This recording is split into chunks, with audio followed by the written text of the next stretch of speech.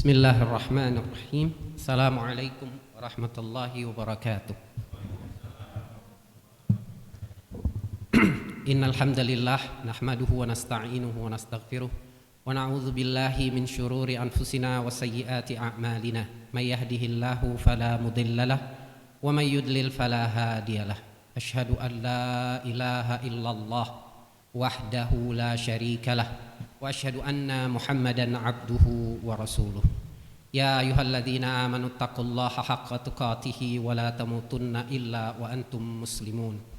Ya ayyuhan nasu taqu rabbakumul ladzi khalaqakum min nafsin wahidah wa khalaqa minha zawjaha wa batha minhuma rijalan katsiran wa nisaa'a wattaqullaha alladzi tasaaluna bihi wal arham innallaha kana 'alaikum raqiba.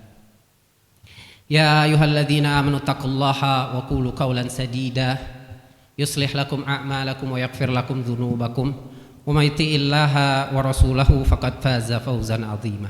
Fa inna asdaqal hadithi kitabullah wa khairal hadyi hadyu Muhammadin sallallahu alaihi wa ala alihi wasallam wa syarrul umuri muhdatsatuha kullu muhdatsatin bid'ah kullu bid'atin dhalalah kullu dhalalatin finnar. Amma ba'd. Pertama-tama segala puja-puji bagi Allah Subhanahu wa taala atas karunia, rahmat, i'anah dan kebaikan-kebaikan Allah yang enggak bisa kita hitung. Wa in ta'uddu ni'matallahi la tuhsuha. Sampai malam hari ini kita diberikan kesempatan dan kesehatan untuk bergerak di masjid ini. Kebetulan juga yang saya lihat di sini bapak-bapak yang lebih dewasa, lebih tua, lebih senior dari saya. Saya mohon maaf sebelumnya, permisi sebelumnya, karena ingin sedikit berbagi atas apa yang telah saya fahami dan ketahui. Karena sesungguhnya kita akan dipertanyakan tentang apa yang kita ketahui dan batasannya adalah yang kita ketahui. Yang kita tidak ketahui, kita tidak berkewajiban menyampaikan. Salawat dan salam semoga selalu tercurah kepada Nabi kita Muhammad sallallahu alaihi wa ala alihi wasallam. Kebetulan malam ini saya sengaja memberikan notes dalam buku saya dikarenakan khawatir diri saya melampaui batas baik waktu maupun arah pembicaraan. Jadi ada poin-poin inti yang substansi, intinya yang esensi dalam agama yang perlu dan penting kita ketahui. Mungkin saya tidak bicara tentang malam Lailatul Qadar karena saya pikir menurut hemat saya banyak dari bapak-bapak, ibu-ibu yang pastinya insya Allah udah banyak mengetahui. Dan bukti ngumpul ada di sini aja bukti mencari Lailatul Qadar. Intinya kan usaha, karena Allah Jawad, Karim, Latif, Rauf bil ibad. Allah tuh syakur, yang maha bersyukur. Sehingga wanita yang sangat buruk sifatnya bisa diampuni dosa-dosanya. Karena Allah itu maha berterima kasih pada hambanya atas usaha kita. Kalau kita manusia dalam hidup, kita harus buktikan hasil sebagai kesuksesan. Di hadapan Allah tidak. Di hadapan Allah, Allah cuma ngelihat kesungguhan hati, lisan dan perbuatan kita. Itu yang dinilai oleh Allah. Bukan apakah berhasil atau tidak. Dinilai oleh Allah sejauh mana kesungguhan kita tentang agama Allah.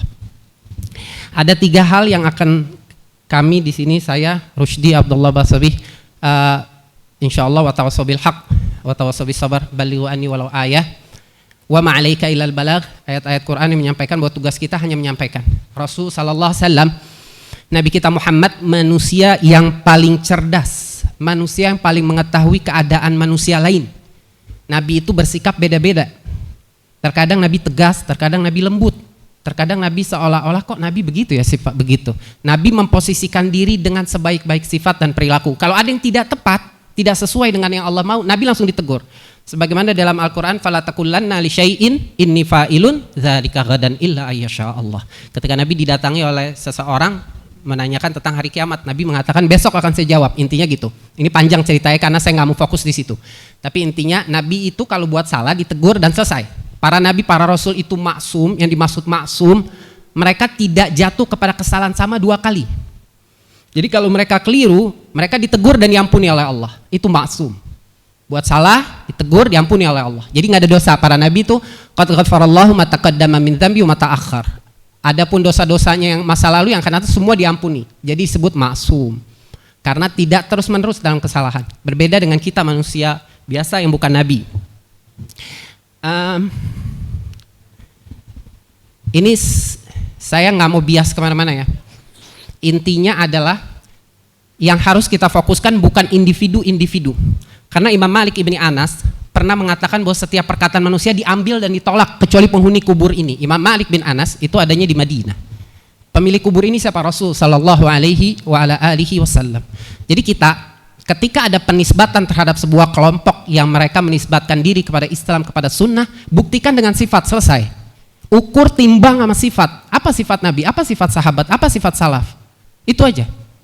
Gampang, mudah. Tidak perlu fanatik terhadap individu-individu yang tidak berkumpul kebenaran mutlak pada dirinya. Yang penuh kebenaran mutlak pada diri Rasul sallallahu alaihi wasallam. Karena belajarnya langsung dari Jibril, langsung dari Allah. Ada yang enggak sesuai dengan yang Allah inginkan, Nabi ditegur melalui Jibril, atau Allah tegur langsung Nabi Muhammad SAW melalui wahyu. Itu yang penting kita ketahui yang pertama. Yang kedua, penting sekali mengembalikan segala urusan yang kita perselisihkan di dalam kehidupan kita kepada kitab Al-Quran dan kepada sunnah. Jadi Al-Quran itu benar-benar seperti doa-doa kita. Itu dijadikan imam, huda, petunjuk dan imam, bukan dijadikan makmum. Kalau makmum di belakang, kalau imam di depan diikuti, di belakang mengikuti. Jadi kita perlu sekali introspeksi diri, apakah kita sudah berhukum dengan Al-Quran? Gak usah dibawa lebih jauh ke pemerintah ya, karena bukan kapasitas. Jadi ada dua hal yang perlu dipahami ya. Saya nggak bicara kemana-mana, nggak mau. Ada dua hal yang perlu dipahami. Ada seseorang yang punya kapasitas keilmuan wajib menyampaikan keilmuannya. Ada seseorang punya kapasitas keilmuan tapi tidak punya otoritas untuk menyampaikan itu. Ini penting dipahami dalam agama. Bahwa belum tentu semua orang yang mengetahui kebenaran boleh menyampaikan kebenaran. Nggak semua seperti itu gitu. Ada bagian dari kebenaran yang bukan otoritas setiap orang. Maksudnya begitu. Boleh menyampaikan kebenaran siapapun boleh. Tapi maksudnya ada bagian yang bukan otoritas dia. Sehingga saya hanya menyampaikan bagian dari otoritas saya yang boleh untuk saya sampaikan. Nabi Muhammad SAW itu mengenal betul apa yang harus dilakukan dan mengerti betul mengkomunikasikan ide pada setiap orang. Mengkomunikasikan ide pada orang Badui berbeda mengkomunikasikan ide pada orang yang menyelesaikan disertasinya, menyelesaikan doktoralnya, pasti berbeda. Dan Nabi Muhammad SAW paling mengerti maslahat dan mudarat, dan Nabi orang yang paling bersabar. Walaupun sebaik, sesuci, sebersih Nabi ada musuhnya. Ini yang perlu diketahui, sebagaimana Imam Syafi'i dalam sebuah perkataannya mengatakan ridwan nas ghayatul la tudrak, bahwa keridhaan manusia itu tujuan yang gak akan pernah kita dapatkan. Jadi raih ridha Allah, insya Allah manusia akan ridho kepada kita. Kalau manusia tidak ridho kepada kita, Allah ridho, satu waktu manusia akan ridho. Perhatikan sebuah kisah-kisah. Ibnu Taimiyah, Imam Ahmad di penjara, disiksa, diazab, taat sabar. Apa yang terjadi? Orang semakin banyak yang berempati, simpati, cinta. Itu karena apa? Karena mengikuti sunnah-sunnah dari Rasulullah SAW. Ada 3 hal yang ingin saya sampaikan. Pertama yaitu hadis tentang niat. Hadis tentang niat udah banyak kita dengar, hanya sedikit saya menyampaikan yang perlu untuk diulang kembali. Jadi terkadang ada di isi kepala kita, tapi ketika kita diingatkan, oh iya ya, hidup kembali gitu. Jadi ingat kembali. Itu hadis niat dari Amirul Mukminin Abi Hafsin Umar ibn Khattab radhiyallahu anhu qala sami'tu Rasulullah sallallahu alaihi wasallam yaqul innamal a'malu binniyat wa innamal likulli imri'in ma nawa faman kanat hijratuhu ila Allahi wa rasulihi fa hijratuhu ila Allahi wa rasulihi wa man kanat hijratuhu lidunya yusibuha wa imra'atin yankihuha fa hijratuhu ila ma hajara ilaihi rawahu al-Bukhari Muslim. Ini hadis tentang niat. Imam Ahmad Ibn Hanbal, Imam Baihaqi menceritakan bahwa di dalam agama itu bisa dijadikan menjadi 3 bagian. Hadis tentang perkara yang tidak diperintahkan untuk dikerjakan dalam ibadah, atau kita sering sebut muhdats atau sering sebut bid'ah. Yang kedua yaitu perkara halal dan haram. Yang ketiga itu tentang niat. Hadis niat ini dibangun dari hadis niat ini banyak hukum dan perkara. Bayangkan ketika kisah orang yang dia udah pede mau masuk ke dalam surga tapi nggak diterima amalnya karena dia berperang bukan karena Allah. Dia membaca Quran bukan karena Allah. Dia menyampaikan ceramah gini bukan karena Allah. Na'udzubillah, nas'alallah al-afiyah. Kita tidak diwajibkan 100% memastikan diri kita bersih, tapi kita diwajibkan memperhatikan urusan batin lebih penting daripada urusan zahir. Zahir penting, sholat ada rukunnya, nggak takbiratul ihram nggak sah, rukunnya nggak dikerjain, nggak al-fatihah nggak sah, rukunnya nggak dikerjain, nggak tumanina nggak sah, karena itu rukun. Gitu. Tapi ada yang lebih berat dan sangat berat harus kita perhatikan, hati. hati kita apakah udah cocok sama Al-Quran? Apakah udah cocok sama hadis? Kita bukan nabi dan kita bukan para malaikat. Pasti buat salah, buat dosa, siapapun mereka itu. Tapi maksudnya kita cocokkan kembali apa yang salah, apa yang kurang. Terus setiap hari dalam hidup perbaikan, setiap hari dalam hidup perbaikan. Hari ini berbuat dosa, salah ini, ya Allah kapan berhenti ini dosa ya Allah kapan tobat ya Allah. Itu berarti hatinya bagus. Karena dia berarti memeriksa dirinya, berarti ada yang salah nih. Bahkan para salaf dikisahkan ketika keledainya itu nggak nurut, nih ada yang dosa nih dalam keluarga. Kalau nggak saya, istri saya. Kalau nggak anak saya. Kok keledai ini nggak nurut? Sampai sebegitunya mereka introspeksi diri. Mungkin kita nggak sampai ke sana. Tapi setidaknya itu sebagai acuan aja. Berat. Seperti itu berat. Tapi itu sebagai contoh kita berusaha untuk sampai ke sana. Hadis tentang niat ini, ketika digunakan kata innama, itu al-hasyar. Al-hasyar difungsikan untuk pembatasan, jadi diruncingkan. Bahwa semua amal perbuatan kita hanya dinilai oleh Allah kalau dengan niat yang benar, niat yang lurus, yang ikhlas karena Allah. Kemudian mengikuti cara-cara yang dicontohkan oleh Nabi Muhammad sallallahu alaihi wasallam. Sebagai contoh amalan dunia bukan akhirat. Seorang tidur, tapi memang niat tidur kailulahnya baik sebelum zuhur maupun ba'da zuhur, di situ ada khilaf ulama. Dia mengerjakan itu memang supaya badannya sehat, dan beberapa penelitian mengatakan bahwa orang yang cenderung lebih kuat imunnya itu memang meluangkan waktu sebagian untuk kailulah sebelum zuhur atau ba'da zuhur, sehingga lebih kuat gitu, sebab itu gitu. Nah, niatnya apa? Apakah niat tidur itu supaya menguatkan badannya? Jadi nilai ibadah. Dia bekerja agar tidak minta-minta, dia bekerja agar istri anaknya bisa hidup pantas dan layak, bisa haji, bisa umroh, tidak minta-minta. Ini fenomena paling menyedihkan hari ini. Kita kalau mau nolong orang, tapi sekarang sebagian menjadi masalah ketika terlalu mudah mengumpulkan donasi-donasi. Nah, ini jadi masalah, PR buat kita semua. Ya, kita introspeksi diri. Saya tidak menyalahkan siapapun. Saya pribadi cocokkan diri saya gitu. Apakah diri saya seperti itu atau tidak gitu. Itu hal terpenting yang pertama. Segala amal, innamal a'malu binniyat, dengan niat. Jadi orang yang hijrahnya demi wanita, orang yang hijrahnya demi dunia, dia mendapatkan apa yang diniatkan.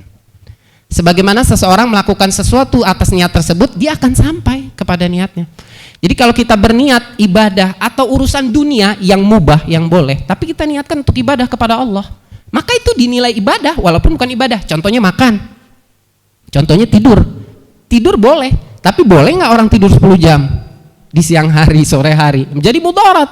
Tapi kalau dia tidur sebentar dengan niat, dia mau berdiri untuk sholat malam, dia mau pergi nyantunin anak miskin, anak yatim, dia menyampaikan sendiri sedekahnya kepada orang susah, dia nggak perlu disamper-samperin, dia nyamperin orang susah karena dia tahu dia sedang berbisnis kepada Allah.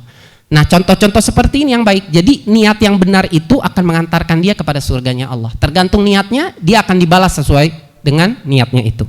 Ya tentunya dengan amal, cuman karena ini konteks pembahasan kita dalam hadis niat, maka saya fokus dalam pembahasan niat. Barang siapa yang hijrahnya untuk dunia, dia dapat dunia. Hijrahnya untuk wanita, dia dapat wanita tersebut. Nah, kalau dia dapat dunia dan wanita, dia jadi sia-sia, dia merugi. Padahal kalau dia meniatkan ibadahnya untuk Allah, kemungkinan besar dia bisa saja dapat dunia, dapat wanita yang dibutuhkan. Karena seringkali kita sulit memisahkan antara kebutuhan dan keinginan pada sebagian orang. Kemudian saya ingin mengutip ayat Al-Quran. Allah Subhanahu wa Ta'ala berfirman dalam Al-Quranul Karim dalam surat Syu'ara ayat 88, auzubillahi minasyaitonirrajim, yauma la yanfa'u malun wala banun illa man atallaha biqalbin salim. Ini masih berhubungan dengan hadis niat. Hari di mana harta, malun wala banun, dan anak-anak tidak bermanfaat kecuali orang datang kepada Allah dengan hati yang selamat. Di dalam banyak ayat dalam Al-Quran diceritakan bagaimana orang-orang kafir seandainya bisa menebus orang tuanya, menebus anaknya, menebus hartanya untuk selamat, mereka akan lakukan nanti. Tapi kan ini dunia, darul bala, tempat kita diuji. Nah, orang yang selamat kepada Allah, yang datang membawa hati yang bersih, hatinya dia selalu menjauhkan dari perkara hasad, hikat, bughat, ujub, riya, sum'ah. Kalau ada orang yang mengatakan, saya nggak pernah hasad sama orang lain, aneh. Sebenarnya aneh. Kita tuh semua didatengin sama hasad. Itu dosa yang pertama kali dilakukan oleh anak Adam alaihi salatu wassalam. Nabi Allah Adam anaknya pertama kali melakukan dosa hasad. Apa itu hasad? Dia hasad, dia nggak kepengen, dia nggak suka apa yang Allah tetapkan atas saudaranya. Ini berat. Ini peperangan kita yang sebenarnya. Bagaimana kita bicara itu kebenaran, bukan kebenaran yang dibungkus sama kebatilan. Jangan sampai seperti itu. Kita cocokkan diri kita. Apakah kita udah seperti itu? Gitu. Nah, ini penting sekali karena hasad ini akan merusak amal, akan merusak kebaikan yang telah kita lakukan. Sebagaimana api memakan kayu bakar dalam sebuah hadis. Kemudian ujub, riya, sum'ah, memang sengaja. Jadi bukan ketika kita beramal saleh, kita niatnya karena Allah nih, ceramah, ya Allah semoga diterima, sholat semoga ya Allah aku hanya karenamu ya Allah, ini perintahmu mengikuti sunnah nabimu. Terus datang lagi setan ketika kita ngerjain. Setelah kita ngerjain dibisikin lagi kita. Wah ente masya Allah, ente beda tuh, lihat dia sih jarang nih begini. Nah itu udah kerjaan kita. Apa yang tidak kita ucapkan hanya tersirat, itu Allah ampuni. Tapi kita jangan biasa membiarkan keburukan masuk di hati. Kalau kita biarkan terus-menerus, nanti terus-menerus datang. Maka seringkali kita tuh memantapkan hati tentang niat. Maka ada seorang tabi'in yang mengatakan, tidak ada sesuatu yang lebih sulit padaku daripada meluruskan niatku. Memang berat, tapi itu perjuangan kita. Itu yang menjadi kewajiban kita sebagai seorang muslim. Itu membereskan hati dari ujub, dari riya, dari sum'ah, dari hasad, dari dengki. Dan banyak-banyak kita beristighfar sama Allah. Nabi SAW itu dijamin surga, tapi tetap istighfar, tetap taubat, tetap takut sama Allah, tetap berdoa, tetap ngemis, tetap nangis. Jadi kita menganggap diri kita tuh lemah di hadapan Allah. Hatta urusan kecil sepele ini kita minta sama Allah itu baik. Doa itu ibadah. Ad-du'a wal ibadah. Doa itu ibadah. Makanya di dalam Al-Quran iyyaka na'budu wa iyyaka nasta'in. Iyyaka na'budu wa iyyaka nasta'in. Hanya kepada Allah kita menyembah, dan kepada Allah kita, hanya kepada Allah kita minta pertolongan. Maka terus kita sertai diri kita, kita didik anak-anak kita pelan-pelan, bertahap, sedikit sadidu wa qaribu kata Nabi. Jadi kita cocokkan dengan benar dan pelan-pelan melangkah terhadap perkara-perkara yang bukan wajiban, pelan-pelan bertahap. Ashabul Uhdud, seorang anak muda itu sangat cerdas karena orientasi yang ada di hati dan di pikirannya adalah menyampaikan agama Allah. Pada akhir kisah, karena ini cuma sedikit bukan pokok saya ya, akhir kisahnya dikumpulkan semua orang. Kalau Anda mau tahu rahasia saya nggak bisa mati, Anda berusaha bunuh, kita tahu ya Ashabul Uhdud ya, di surat Al-Buruj itu jelas. Itu dikumpulkan semua manusia. Kenapa dikumpulkan manusia? Biar dia tahu bahwa saya nih bisa dibunuh dengan nama Bismillah, dengan nama Allah. Agama Allah jadi besar, dakwah menyebar. Karena jihad perang udah nggak ada hari ini. Setidaknya di negeri kita nggak ada. Jihad perang di negeri kita nggak ada. Jihad kita jihad melawan hawa nafsu, jihad menuntut ilmu, jihad mencari nafkah yang halal, caranya halal, dan jenis pekerjaannya halal. Jenis pekerjaannya dibenarkan, caranya dibenarkan oleh Allah. Dikumpulkan semua orang. Akhirnya si raja padahal udah 3 kali kisahnya, 2 kali dibawa ke laut, selamat, pulang lagi, disamperin lagi, dibawa ke atas gunung, selamat lagi, semua pasukannya mati. Akhirnya terakhir kumpulkan semua orang. Orang udah ngelihat, disebut nama Bismillahirrahmanirrahim. Lihat orientasinya menyampaikan pesan Allah. Jadi di Eropa, di Amerika, di mana-mana itu kita sampaikan Quran. Kita akan menang tanpa perang. Udah dipastikan Islam itu pasti menang. Yang harus kita lakukan sekarang introspeksi diri, apakah saya udah cocok sama agama Allah? Pemuda tersebut menyampaikan agama Allah. Apakah dia selamat? Enggak. Dia digali parit oleh raja yang sangat-sangat zalim dan dibakar hidup-hidup. Bayangin, mempertahankan keimanan. Cobaan kita alhamdulillah. Wah, kalau kita cobaan kayak gitu kita kacau kali. Alhamdulillah kita ujian kita nggak sampai. Allah Maha tahu keimanan kita. La yukallifullahu nafsan illa wus'aha. Tapi kita juga mohon, walaupun Allah tidak membebani kita sesuai kemampuan, kita mohon terus sama Allah. Rabbana la tu'akhidna in nasina wa akhtana. Rabbana wa la tahmil alaina isran kama hamaltahu. Itu apa? Mohon, jangan dikasih beban sebagaimana orang terdahulu. Minta ampun, minta maaf. Kita berdoa, Allah minni a'udzubika min jahdil bala wa darakis syaqa wa su'il qadha wa syamatatil a'da. Allah minni a'udzubika min su'il kibar, minal ajz, minal kasal, minal jubni, minal but. Terus minta tolong sama Allah. Nah, itu contoh Ashabul Uhdud. Walaupun mereka akhirnya dimasukkan, dibakar, mati semuanya, tapi agama Allah telah sampai ke umat. Itu orientasinya itu. Rasulullah SAW itu berperang karena apa? Karena agama Allah. Apakah Rasulullah SAW berperang? Apakah Rasulullah SAW menjadikan opsi utama, opsi pertama perang? Lah. Bahkan ketika Fathul Makkah, Rasul itu bingung mereka. Kok bisa sama Rasul nggak diperangin? Ini orang udah jahat keterlaluan. Tapi enggak. Orientasi dakwah, orientasi la ilaha illallah Muhammad Rasulullah. Orientasinya bagaimana orang mentauhidkan Allah, mengesahkan Allah, meninggalkan perbuatan syirik. Itu orientasi utama. Bukan dirinya, bukan harta dunia yang nggak seberapa, bukan. Enggak. Dia mau dapat, dia nggak dapat nggak ada masalah, nggak ngerusak. Karena kalau orang mematokin, ini contoh, mau maaf ya. Kalau orang bikin gambaran dia berdakwah dalam agama Allah, dipatokin harus sekian, nanti kalau nggak sekian begini, ini gue mau nabung, mau beli ini begini.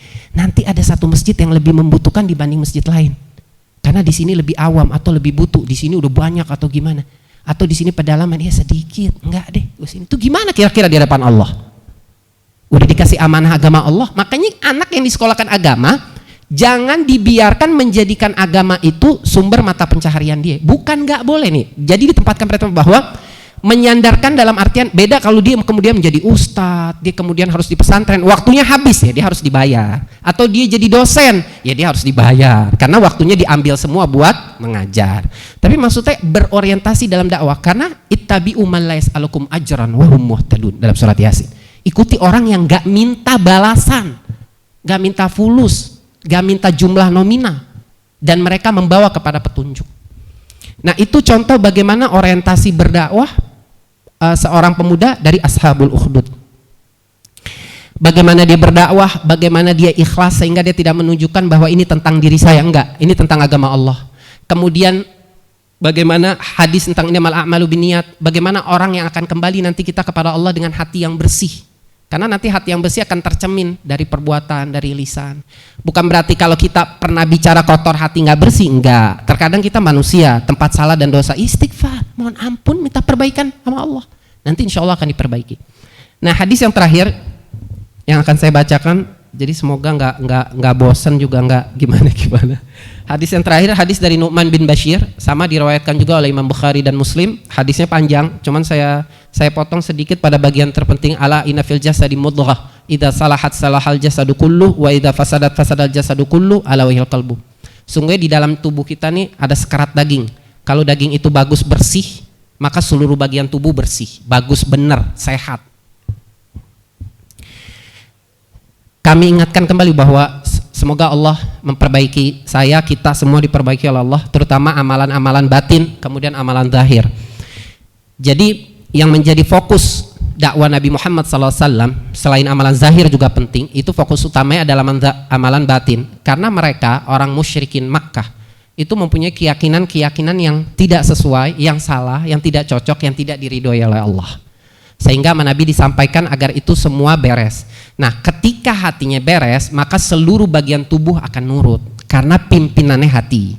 Nah ketika pimpinannya itu tidak membawa kepada petunjuk, maka anak buahnya tidak akan mendapat petunjuk. Dalam konteks ini hati, jasad tubuh kita, bahwa hati kita akan memimpin kita ke arah yang baik. Jadi dimanapun kita, ya kita itu seperti itu, mengikuti contoh-contoh dari Nabi Muhammad SAW. Nah ala inna fil jasadi mudghah, sekelat daging, idza salahat, jika benar salahal jasadu kullu, maka jasadnya semua benar. Kalau misalkan hatinya rusak, maka semua bagian tubuhnya akan rusak. Semua amalan kita nggak dinilai sama Allah. Sebagaimana tadi saya ceritakan kisah sedikit bahwa nanti pada hari kiamat ada orang yang baca Quran, ada orang berjihad, ada orang infak, tapi mereka nggak dapat apa-apa. Tapi mereka merasa pede. Nah itulah orang yang melihat bahwa kebaikan-kebaikan dia akan menyelamatkan dia. Ini bahaya. Kita nih nasallallahu al-afiyah. Jadi kita penting itu memohon kepada Allah agar lupa sama kebaikan kita, ingat sama kekurangan kita. Karena kalau kita ingat sama kebaikan kita, bahayanya itu nanti kita kepedean, dan itu Allah nggak suka. Percaya diri yang dimaksud di sini adalah dia bangga diri bahwa dengan amalku aku akan selamat. Apa artinya amal kita? Contohnya gini, apa artinya amal kita? Dengan nikmat yang Allah berikan kepada kita, nikmat sehat, makan, minum, kita punya istri, punya anak, itu kan zinatul hayatid dunia, keindahan kehidupan dunia. Bangga orang punya anak, istri, anak berapa? 3, 4, oh Masya Allah, seneng, happy. Punya pekerjaan, punya harta, punya tempat tinggal. Kita menghisap oksigen setiap detik.